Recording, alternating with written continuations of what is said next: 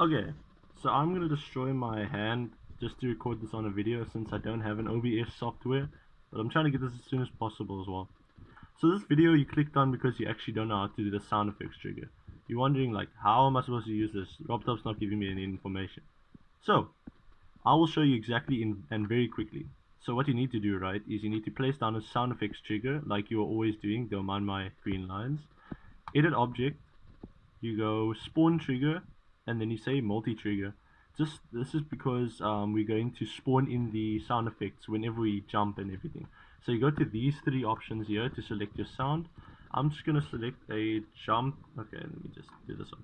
I'm gonna select a jump sound effect. I'm just gonna select the first one. I don't want to use this one. We're gonna select that one, right?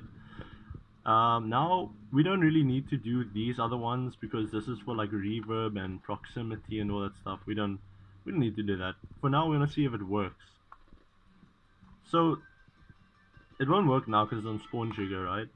But the thing is, you got to this point, but you're probably wondering how do I do the jumping sound effect? You have to use this trigger. You have to use event. So you can place it anywhere, it doesn't matter. But go to event, right, and then edit object. Over here, this is what I can explain to you right now. This extra ID2, it says here on the information, is that if you pick 0, it's for both players. If you pick 1, it's for player 1, and if you pick 2, it's for player 2. So pick 0, I get. Whoa, I've never seen negatives. For this one, you don't need to use touch trigger, doesn't matter. But we're going to go to these three things, right? Or the top right over here, where you can select an event, where we're going to say normal jump right here, number 12. You can even select anything else that you want over here, you know, you can select anything you want here. You just select normal jump and say OK. And then what we want to do, right, is we want to select the trigger. I'm just going to say 1. This is the trigger that we're going to work with. And the reason why I'm saying 1 is as the group ID is because now we need to select the sound effects afterwards.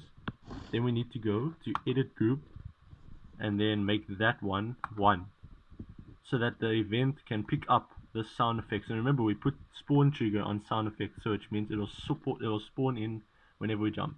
Now we just test this one out. There we go, now it works.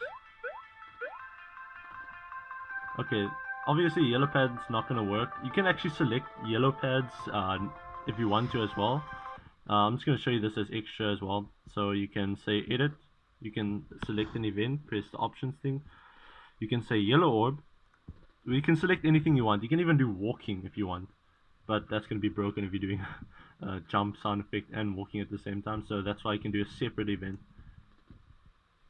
Whoops. Okay, here. So there's normal jump and then yellow pad. See? And you can do as much as you want as well. So this is just a quick video. I just wanted to post this because, I mean, yeah, there's not other proper tutorials out there, or there's not really tutorials out there on YouTube. So I mean, you don't have to like the video if you don't want to. So this is just a nice tutorial video that I just wanted to make. Yeah, do whatever you want. Honestly, I'm not gonna tell you what to do. Thank you very much for watching.